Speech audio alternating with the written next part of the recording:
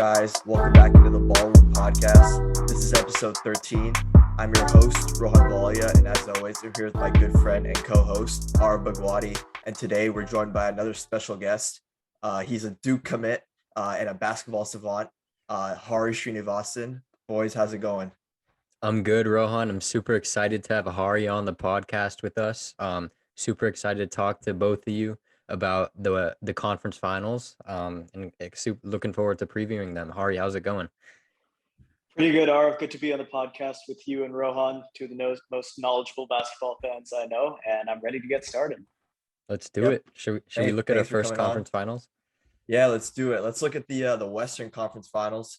We got the 4-seeded Mavericks with the stunning upset on the Suns to punch their ticket into the conference finals, going up against the 3-seeded Warriors with their 6-game win over the Grizzlies, setting up for a very interesting conference finals matchup. The Mavericks won their season series 3-1, and now the Warriors and the Mavericks setting up to look like a star-studded matchup with Steph and Luka going head-to-head. And also the three guards from each team, Steph, Clay, and Poole going up against Luka, Brunson, and Dinwiddie. And from what we saw in Game 7 of the Mavs-Suns series, the Mavs are looking like a real contender now with all three of their guards playing at their best basketball right now. What are you guys thinking? Hari, what are you thinking about this series? Right. Well, that's exactly what you call a statement win for the Dallas Mavericks over Phoenix. This is a team with guys like Chris Paul and Devin Booker. It's the team with the Coach of the Year, I believe. A team that was heavily favored going into this matchup. And what did the Mavs do? They went in and they punched him in the mouth. Luka Doncic is showing why he might be the best player in these playoffs. And you did a great job mentioning that both Dinwiddie and Brunson are making great contributions. So this is a team that's coming in with a lot of momentum. What I think the wild card is for the Mavericks this series has got to be their defense, right? Because obviously their defense was playing at a very high level against Chris Paul and the Suns in Game 7. But we'll see if that carries over to the matchup with the Warriors, because obviously if you can't contain the Warriors, you're going to have a hard time beating them. Yeah, definitely. I agree with the defense. That's definitely a key factor for the Mavericks to beat the Warriors. I feel like just like taking advantage of the fact that the Warriors can be errant with the ball sometimes, stepping into passing lanes, anticipating passes from the Warriors and stuff like that. Just, all that to defense, getting turnovers, turning this defense into offense. And then yeah, for the Mavericks, they have all the scoring. They have three dynamic scoring guards like you guys said, to the Warriors in Luka, Jalen Brunson, Spencer Dinwiddie. They can all create their own shot and create shots for others. If I feel like if Luka, Jalen Brunson, Spencer Dinwiddie, if they can all click at the same time, this team is super dangerous, like we saw in Game 7. And it'll be a major factor for the Mavericks in taking down the Warriors, because the Warriors are just too good of a team for guys like, I mean, Luka's always going to step up. I feel like for guys, the Warriors are too good of a team to lose if they won't lose if Brunson and Dinwiddie don't step up. So I feel like that's also a key for the Mavericks. Those guys need to step up big. Definitely, for sure. Let's start with looking at a deep dive on the Warriors side of things, though. And I think for all of us who've watched basketball the last decade or so, like we know the Warriors have championship DNA, making 6 conference finals, with this being their 6 conference finals in their last 8 years, and the past 5 obviously resulting in an NBA Finals berth. So we know what this team is about. They're a championship ready team, a true contender in the name of it. And I think most importantly, the way they stack up against the Mavericks, like they have the wing defenders necessary to help contain Luka, because there's no really stopping Luka. He's going to get his buckets regardless. But having guys like Draymond, Wiggins, and even Jonathan Kuminga, who's just a rookie, but having guys with that frame in order to stop Luka is going to be huge. And having that size and that strength to match up with him is just going to make things difficult for him. And sort of the only thing the Warriors can hope for is just to wear him down over the course of the series. Especially Draymond and Kuminga, who's sort of are on the bulkier side of things and can sort of stay with Luka, who's obviously a bulkier guy himself. So that's huge. And for the Warriors to have that sort of depth in that wing on that wing defender side of things, and even Iguodala, who's expected to return as early as game 2 in this series. Obviously, we know he's been out with his neck injury most of these playoffs, but we know his defensive IQ that he has like over these past couple championship runs. Like he's made countless clutch defensive plays that have really changed things for these Warriors. So but obviously they'll miss GP2, who's out with his elbow injury. In terms of guarding guys like Jalen Brunson and Spencer Dinwiddie, and even Luka at times with his sort of strength and versatility that GP2 brings. But in general, like this Warriors team is one of the best defenses, and if not the best defense in the playoffs and in the league all season. Yeah, for sure. Yeah. Rohan, I want to add on to what you said about the Warriors defense there, because this is such a big key to this series. Because when you talk about Luka, I feel like what makes his game so great is his versatility. Right? Sometimes you have a hard time telling if he's like, is he a bigger guard? Is he a smaller forward? Well, he can play like both, and he can beat you with both skill sets. So that kind of versatility is, I feel like it's going to be confusing for a lot of defenses in the league. Clearly, it was confusing to the Suns, who just did not have the kind of defensive chess piece to contain that skill set. But what the Warriors have, and I think Draymond especially, is a guy who can guard smaller guys and bigger guys alike, who can be as agile as a guard and as physical as a forward. And I mean, if he can really sort of lock on to Luka's skill set, I feel like the Warriors might have, like, to the extent that anybody can stop Luka, because I don't think that's ever going to be 100% possible. But I feel like the presence of Draymond means that the Warriors are, out of all the teams in these playoffs, the Warriors are probably the squad with the best shot of doing it. No, definitely. And then if it's not Draymond, it can be Andrew Wiggins, Klay Thompson. All those guys have the capability to guard Luka Doncic and the other Mavericks scorers like Jalen Brunson, Dinwiddie. I feel like the Warriors definitely do have the capability defensively to lock up the Mavericks, and it's definitely a key. I feel like defense is a key for both teams in this series. For sure. And I think another key for the Warriors will definitely be like their ability to match the Mavs small ball lineups, which they've just been killing these last 2 playoff series with. And a big reason why they've been able to take down the Jazz and the Suns. But I think the Warriors, the way they can match up offensively and defensively with these small ball lineups.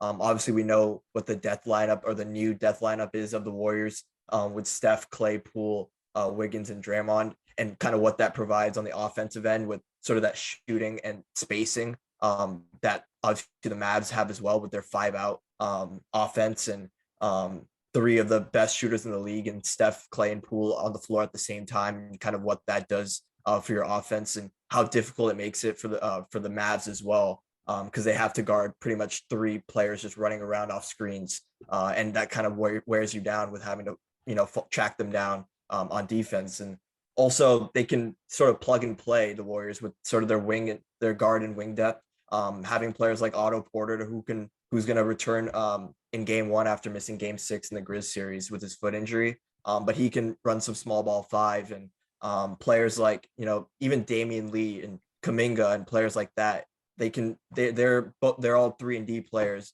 Kuminga obviously not as great a 3-point shooter, but what he provides is a lob threat in sort of a 4 or 5 slot. So the Warriors can definitely match up with the Mavs small ball, and I think that's a thing that the Jazz and the Suns had difficulty with, and a big reason why they weren't able to sort of match up with them, and why the Mavs were able to pull out those series. Yeah.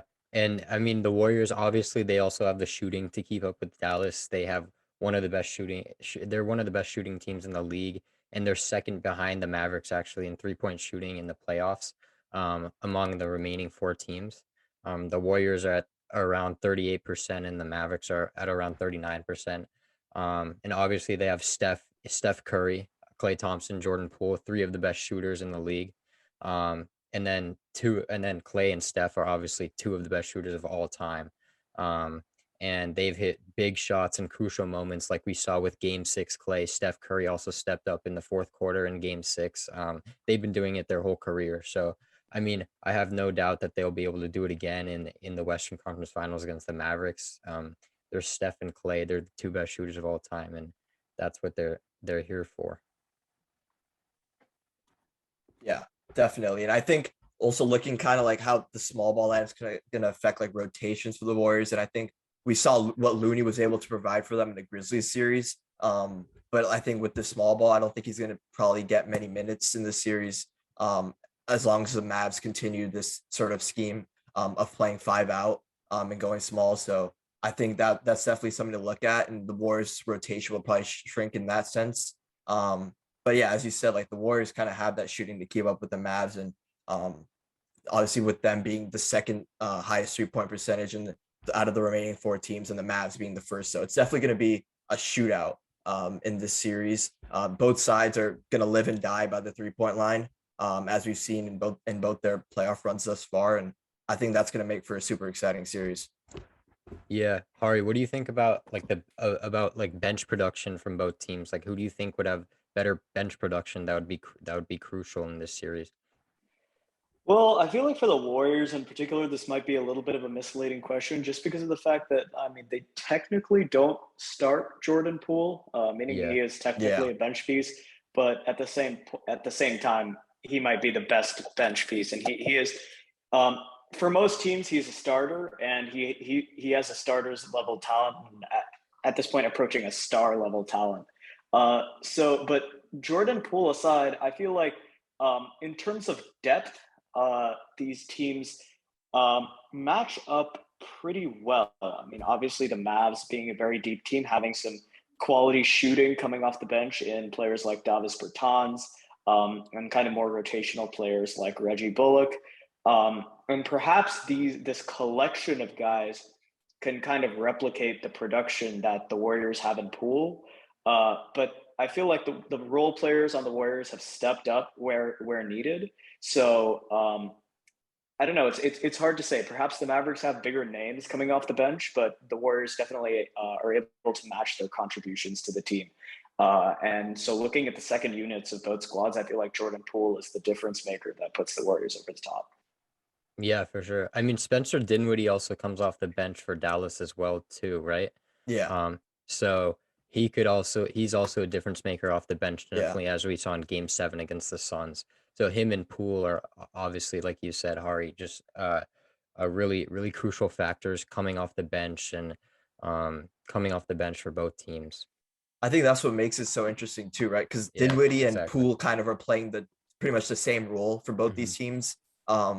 And then obviously both teams kind of have those two dynamic guards in the starting lineup with Luka Brunson and Stephen Clay. So these teams are like pretty much matched up perfectly. And obviously they both have a plethora of complementary pieces who can play small and who can defend and shoot at a high level. So these teams kind of have similar schemes, similar personnel. And I think that's what's going to make it, I think, a really competitive series. Because I think, like looking at the Mavs side of things, like I think they probably have the best player in the series. I think we can all agree Luka is probably the best player in the series. And sort of having that in a conference finals in a close playoff series, it's a big deal in terms of being able to have that guy who can take over when it gets close, and you need someone to facilitate for others, but also get them a bucket. And Luka's that guy, and we've seen that in the Sun series, especially in Game 7. The way he's able to pretty much affect the game on every level offensively with his scoring, his passing, his shooting, even, and his driving ability as well. And so that luxury for the Mavs is huge, and I think that will give them definitely a big edge over the Warriors. What do you guys think? Yeah, I mean, yeah, I completely agree with that. I think also a key for the Mavericks is just like simply staying in games. I feel like in the series against the Suns, in games 1 and 2, and even in Game 5, they were like right with them, and the Suns were able to pull away um in the second half. So if Luca and the rest of the team can hang with Steph, Clay, Poole, and the rest of the Warriors, um the Mavericks stronger second unit will be able to close it out, and um they just need to stay in the games and can't let Golden State pull away. in the second half or like the fourth quarter. Yeah, for me, this series hinges very much on which version of the Mavericks defense shows up. Obviously, Mavericks were a fine defensive team throughout the year. I'm not knocking them on that, but the kind of performance that we saw in Game 7 was just otherworldly. And a team like the Suns, which up to that point maybe didn't make that many mistakes on offense, they were able to capitalize on the errors of even such a knowledgeable veteran player like Chris Paul. And so that version of the Mavericks shows up, then I feel like a team like the Warriors that has been sort of mistake prone over the last series might fall victim to that. But at the same time, let's not underestimate the impact of coaching and the fact that Steve Kerr will be coming back for the Warriors. We of course know that Mike Brown is known as more of a defensive guy. Although I'm not even so sure about that after the, I believe it was the Game 5 performance of the Warriors where they got blown out. We don't talk about that game. We don't talk about that game. Had nearly 140 points hung on their previously renowned defense. But with Steve Kerr coming back, I'm hoping that the offensive attack is going to be more coordinated. And the key for these Warriors, I believe, will be jumping out to an early lead. Because there is no excuse for the Warriors in terms of their starting five not outscoring the Mavs starting five. If you have the capabilities in guys like Green and Wiggins to contain Luka, there is no reason that a collection of players like Steph Curry, Klay Thompson should not be outscoring guys like Jalen Brunson. With no disrespect to Jalen Brunson, who's obviously a very solid player, the talent level of the Warriors starting five is leaps and bounds ahead, Luka notwithstanding.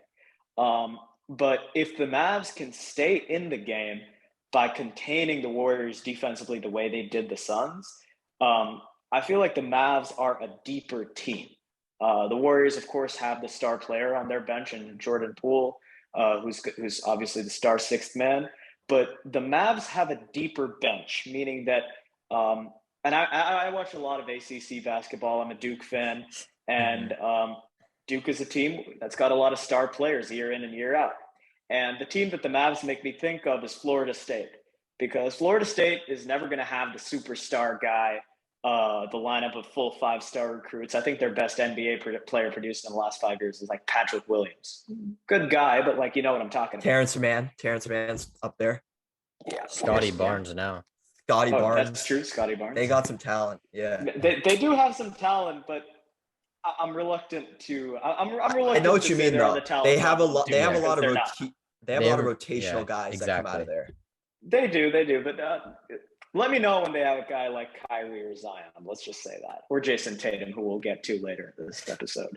But Florida State will kill you with depth. They will hang with you in the first half, and you will be tired out in the second half, and Florida State will still have fresh legs coming off the bench.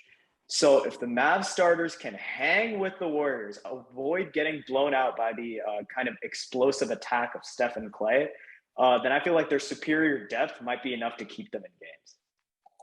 Yeah, but I mean, like I said before, I mean, it kind of happened in 3 games against the Suns where they were right with the Suns in the first half, and they didn't have the stronger legs. They weren't able to pull it off. The Suns were able to pull away and ultimately blow them out in the second half. So if they, like you said, if they can flip that script, which they're definitely capable of, that'll be key. Yeah. Well, a couple things going off of what Hari said. Firstly, about coaching. I think obviously you talked about Steve Kerr and sort of what he does for the Warriors, obviously him coming back. But you can't say enough sort of what Jason Kidd has done for this Mavs team in this playoffs. He's obviously a massive reason why they're in this position to begin with. And that all starts with like things you said, like what they've been able to do in terms of exploiting Chris Paul in the last series and sort of putting longer guys on him and bigger guys on him to disrupt him. And also, throwing him into the defensive like responsibilities and sort of switching him on to like guys like Luka and stuff to make him sort of work on both ends. So a lot of that has to do with Jason Kidd and sort of the scouting he's done and the game planning he's been able to do and executing, doing things like small ball, which is obviously, like we said, a big reason why they're in this position. And so his ability to sort of like just make adjustments throughout these series and put the Mavs in the best position to win is obviously a big reason why the Mavs are in this position and why they have a really good chance in the series, because we know what the Warriors are. They have a bunch of different styles that they can sort of go into. And so the Mavs, with the ability of adjusting on the fly, and making these sort of in series adjustments, is going to be huge for them. And this style of play that they've rolled out for these last two series is a winning recipe. So and Jason Kidd's a big reason for that.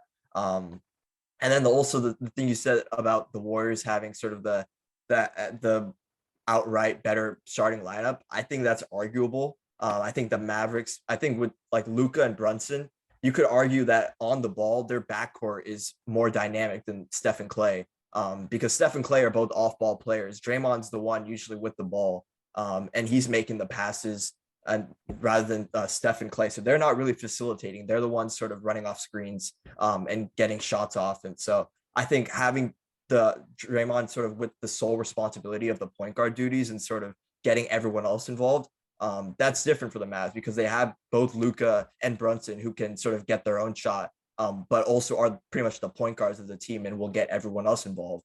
And then having guys like Dorian Finney-Smith, I think Dwight Powell's a really good small ball five as well. Maxi Kleba, who gets put in there, and Bullock, like those type of guys in their starting lineup are huge for them, because they can defend at a really high level, but they can also shoot at a really high level. Like Draymond, when he's in the game, he's not out there making shots. He's out there just facilitating for others. Wiggins, we know what he's capable of, but like consistently, he's not always there. But he can be aggressive at times. And so they just, I think the Mavericks definitely have that sort of dynamic starting lineup that can, and also just players in general that can sort of match up with the Warriors and make it a real series. Yeah, I mean, I agree with Rohan here. I mean, speaking of starting lineups, the Warriors starting lineup like lost the first quarter almost every game except for game 6 against the Grizzlies.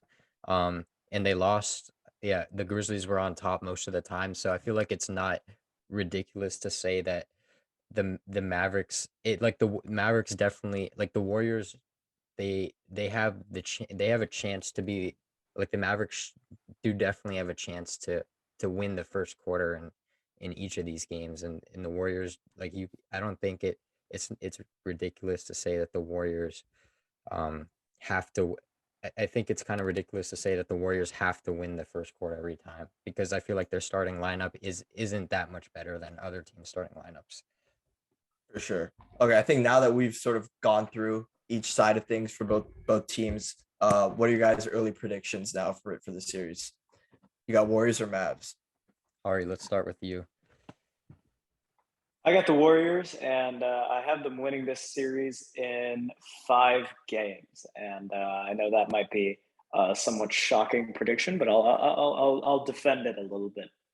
I understand what you guys are saying with respect to, of course, Luka and Brunson being like the superior distributors, looking compared to Steph and Clay as guards. But I feel like, nevertheless, it's not just about the first quarter, right? Because even the Warriors are known as a third quarter team. They pull ahead in the third quarter on a large number of their games. But when they do that, what I'm saying is it's not guys like Damian Lee or notwithstanding his recently solid performances, guys like Kevon Looney or maybe even Otto Porter, even though he's looked solid as well. It's not guys like that who are the difference makers, the guys who make the decisive shots, the guys who make the daggers that kind of put the other teams away. It is going to be guys like Steph and Clay who make that kind of decisive shot that turns the tide of the game in the third quarter. So it's not so much early in the game as much as it is when the starters are in. The key for the Warriors this series is having a solid point differential when the starters are in, which I believe, if my theory about Draymond's defensive versatility being able to match up with Luka's offensive versatility, if my theory holds, I do believe that in terms of the rest of the team that the Mavericks have, solid defensive team, obviously. But if that factor of Luka, I don't want to say is neutralized, but is at least toned down a little bit, I feel like the margin that Steph and Clay are going to generate in the minutes when the starters are in, uh, I believe that the Mavericks will not be able to surmount that because they don't have the kind of superstar defender that the Warriors have in Draymond Green, and they don't have the Warriors, for their part, are not a team like the Suns where you can pick on one obvious vulnerability the way the Mavericks did in the last series. The Warriors will beat you any which way. One last parting thought. Even though I've expressed a high degree of confidence in the Warriors this series, I have a belief about Andrew Wiggins, and it is that if he's scoring most of your points, you're in trouble. Andrew Wiggins, to me, is the type of scorer where if he's taking the lead role, it might be slightly detrimental to the team's overall performance. It's like what they used to say about Russell Westbrook before he became a joke, or what they said about like Zach LaVine in Chicago, for example, where he's a guy who obviously will look statistically very strong, but like kind of the work that goes towards facilitating his scoring will take away from the team's overall potential. So I think defenses might try and exploit the Warriors that way. But with Steve Kerr back, obviously a much greater offensive mind than Mike Brown, I think the Warriors will find a way to build a lead with Steph and Clay and not give it up. All right, Yeah, Arv. I'm gonna agree with you, Hari. I'm gonna say Warriors in 6. I just don't see how they can lose this series. Really, I feel like they have all the tools to guard Luka Doncic. They have Draymond Green, like you said, who can guard a guard, and he can guard like nearly any position. They have Andrew Wiggins who can do that too. He can guard Luka Doncic. Klay Thompson can also take that job as well. And then on the scoring, they have like all the offensive superpower, obviously, with Steph Curry, Klay Thompson, Jordan Poole, Andrew Wiggins as well. But yeah, like you said, he shouldn't. If the Warriors want to win, he definitely shouldn't be their leading scorer. I feel like Steph and Clay are the guys who need to create the um separation, and like these are the guys who need to create the point differential. But I feel like they're Steph and Clay, and they'll probably most likely be able to do it. And I just don't see how the Mavericks, like they may stop them for a couple games, but I don't see how they can do that for the whole series.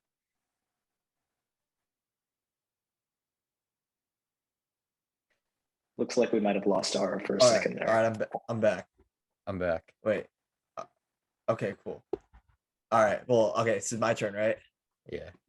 All right. Well, I got the Warriors. But I think it's a lot closer than what you guys were saying. I think this series is like neck and neck. I think it's going 7. So I got Warriors in 7. I just think these two teams are like perfectly matched. Like I said before, they pretty much the makeup and the personnel and the play style of these teams are pretty much identical. With their 3 combo guards who can pretty much score and facilitate. And are a threat and they're leading scorers. So I think in that sense they're very similar. And then also in terms of their role players, they have both teams have a lot of teams players that can defend and shoot the ball at a high clip. But I think the thing is, I think the edge that the Warriors have over the Mavs is obviously their championship DNA.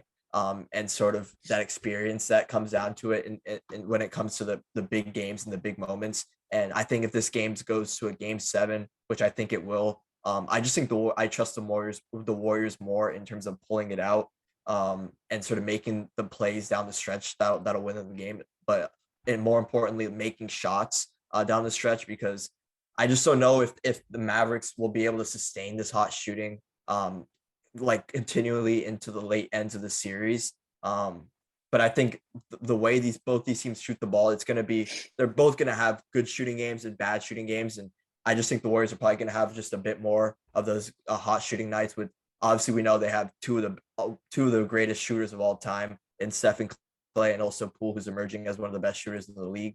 But you just can't count out this Luka Mavs team.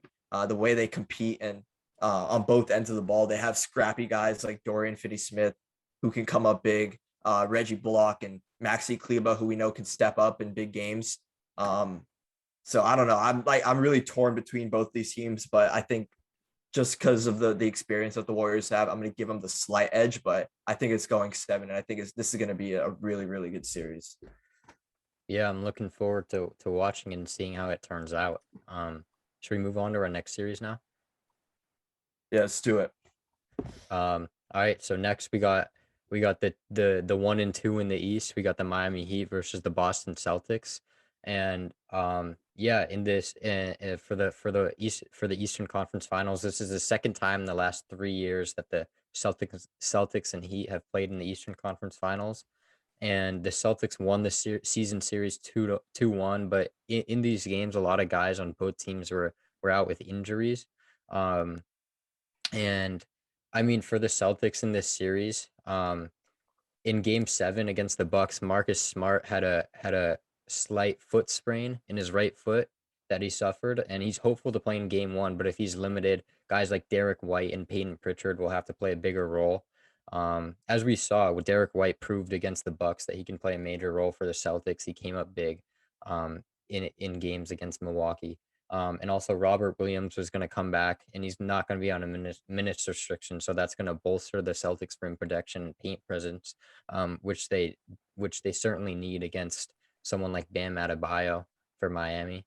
And then I feel like both of these teams have players that match each other pretty evenly and have similar roles. So assuming Marcus Smart and Kyle Lowry are both healthy, Lowry's doubtful for game 1, but hopefully he can return sometime early in this series. But I feel like Marcus Smart and Kyle Lowry mirror each other a little bit since both of them run the offense. They're able to knock down open shots, play make, and play amazing defense.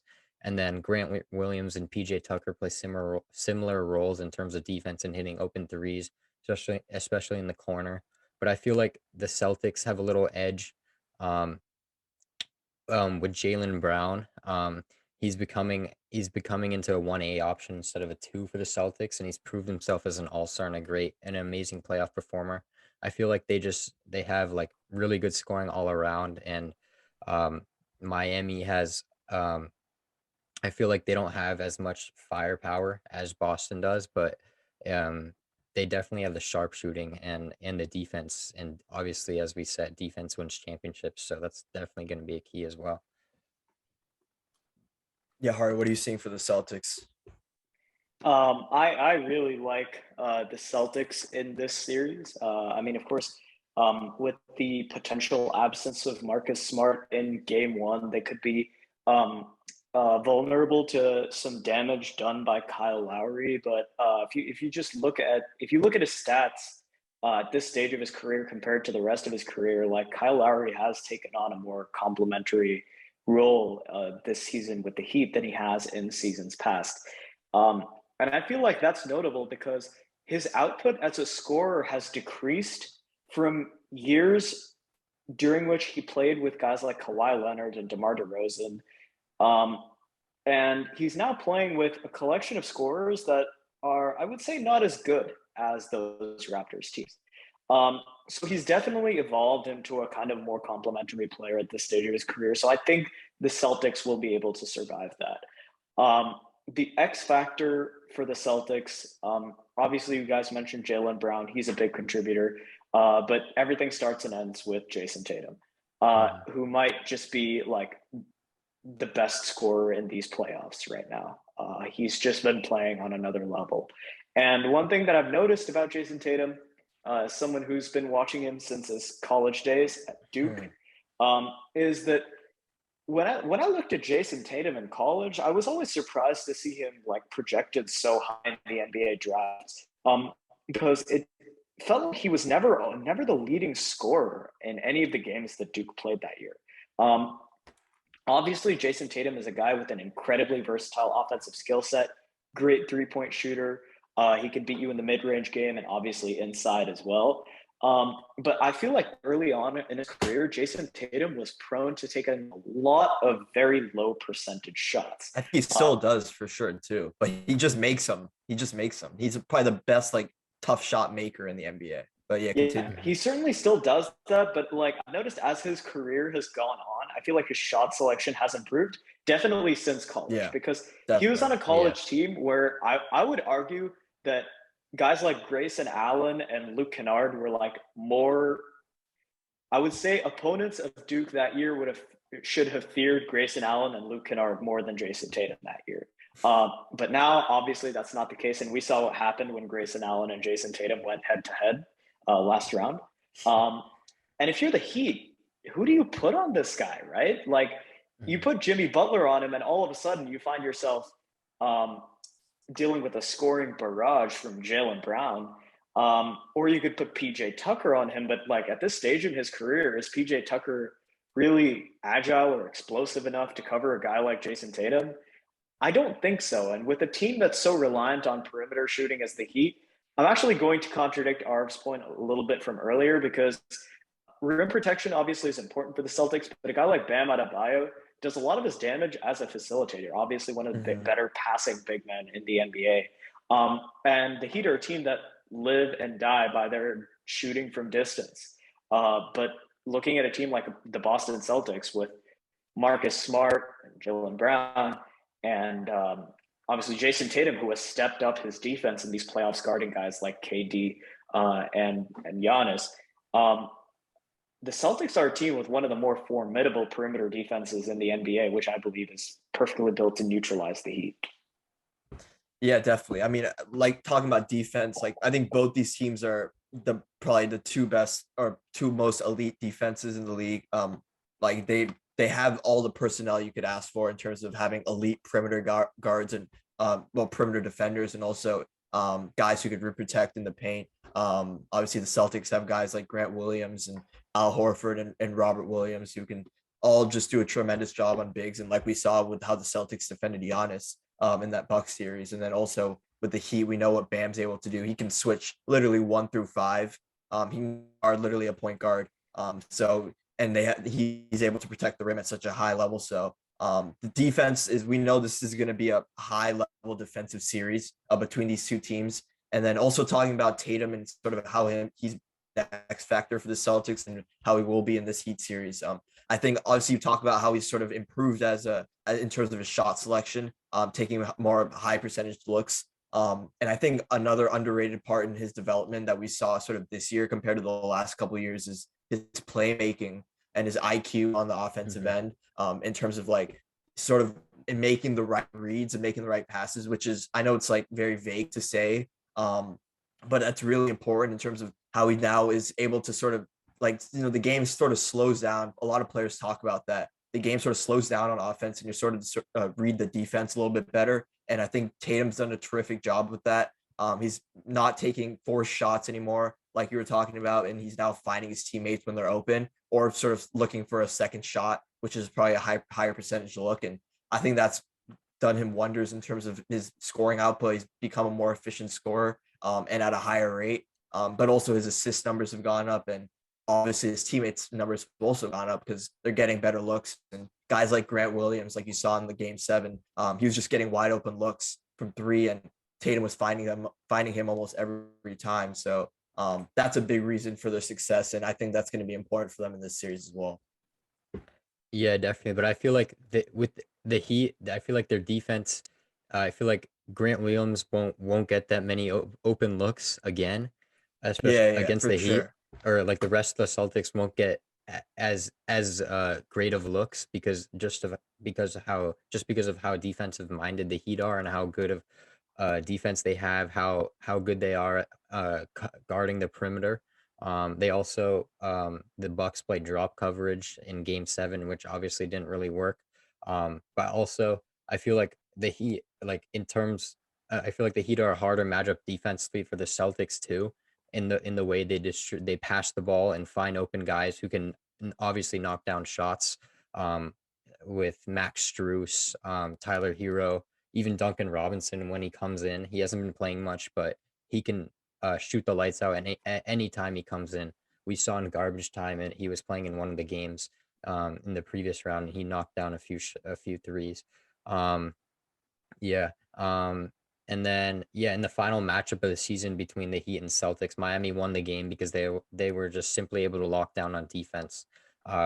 they held the Celtics to only 15, I think 15 points in the fourth quarter, which shows how good of a team they are when they're able to lock a team down defensively and how they can use their defense to turn that into offense and win games. For sure. Yeah, but I think now if we look at like the sort of in terms of how they match up with the Celtics, I mean, having a guy like Jimmy Butler who is sort of establishing himself as a real superstar in these playoffs, like, and he's doing it in the past couple playoffs. Like, we know what he's capable of. He just needs to continue what he's been doing. Yeah. Like, he's just been cooking the Sixers and in that last series. The way he's just able to get his shot so efficiently, and he's not like your flashy throwing down dunks or making threes.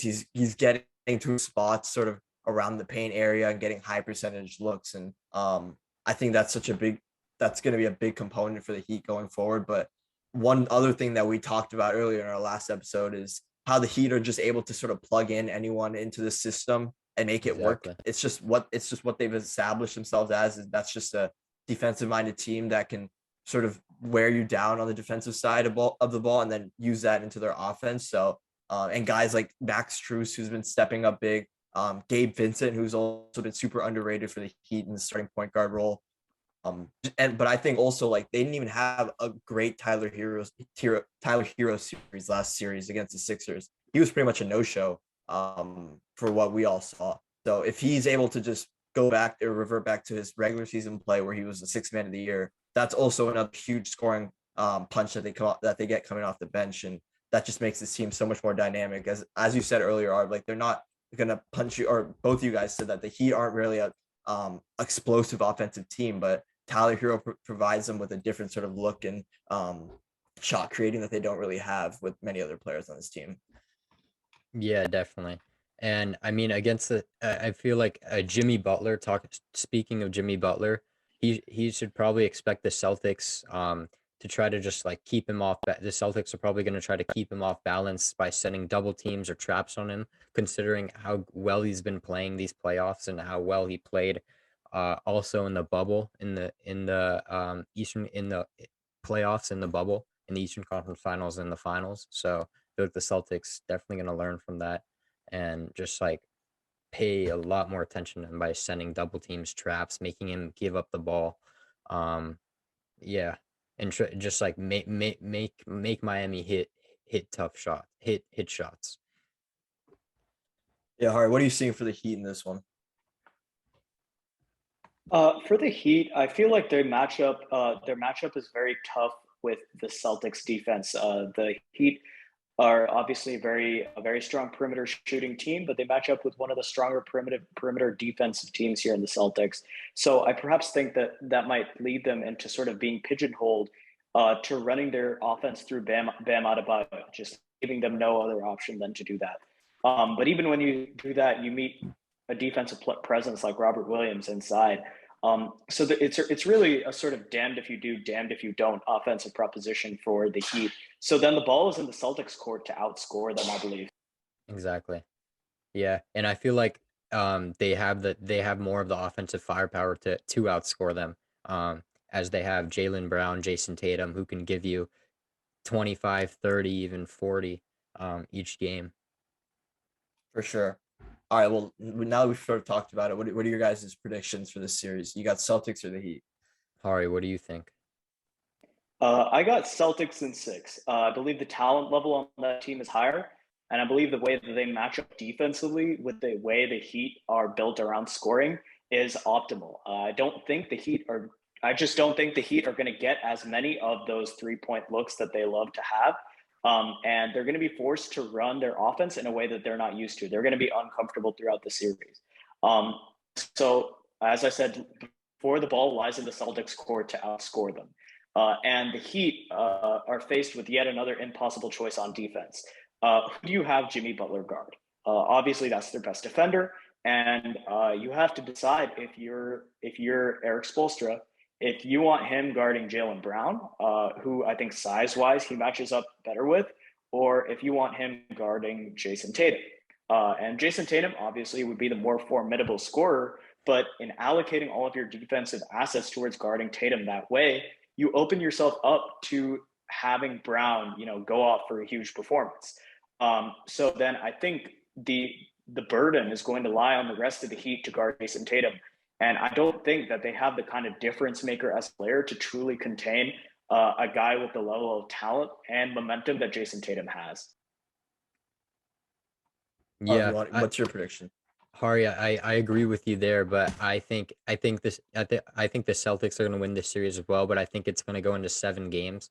I feel like you said, like the Celtics just they have a lot more scorers than the Heat do. Like who's gonna guard, who's Jimmy Butler gonna guard? If he guards Jason Tatum, then that's gonna leave Jaylen Brown to score a lot. Um if he guards Jaylen Brown, that's gonna lead Jason Tatum to score a lot. But I feel like the Heat, they're a defensive minded team. They have like arguably the best defense in the league. I feel like they can figure it out. They can find a solution to guard both Jaylen Brown and Jason Tatum, and turn that defense into offense obviously, which is their whole motto and their mindset. Um I feel like Bam Adebayo, he can guard any position. He can guard the 1 through 5. I feel like the Heat can definitely take some games if they played like they did in the games that they won against Philly, and just like kind of suck the intensity out of their opponent. Yeah.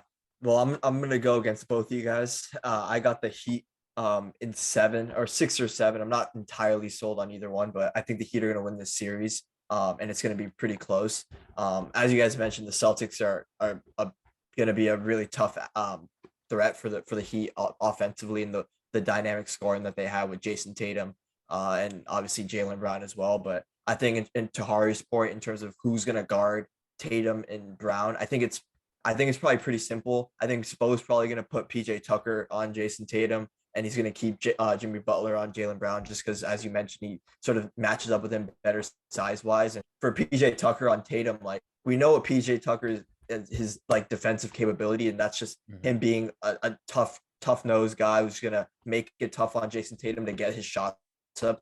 Not completely stop him, because obviously Tatum's a bit longer than him and probably a bit faster as well at this stage in his career. But like we saw with PJ Tucker last year against the Nets, like he's able to just make it as difficult as possible on KD and eventually wear him down until to the point where, like at the end of Game 7, when it's OT and you really need a bucket, KD, although he probably had 45 earlier in the game, like he's pretty much gassed at that point because of all the work he's having to do to get his shots. So if they're able to sort of execute a similar game plan like that, like the Bucks did against the Nets last year, I think the Heat will be able to pull out the series. And I think they still have the scoring capabilities, like I mentioned with Jimmy Butler. They have Bam Adebayo, Tyler Hero, if he can step up for them. Also Max Strus, who was pretty much their second scoring option for them last series. I think that'll be huge for them, and they have the scoring capability necessary to sort of keep up with the Celtics. And I think their defense is going to be the reason they pull out the series, just because they're going to make it so tough on the Celtics to sort of get up shots, and they're not going to have the luxury of shooting 53s in a game like they did against the Bucks. They're going to play the perimeter a lot tighter and make it tough on their guards to sort of get by them. And sort of just overall, the Celtics are definitely going to struggle a bit against the Heat defense, and I think the Heat will just be able to pull it out and sort of, as we said, use their defense to turn it into offense and sort of pull out the series. So I got the Heat. I'm gonna Heat in 7. That's my final verdict. Yeah, that's definitely agreeable, and this series it could definitely go either way, and it's going to be a really close one.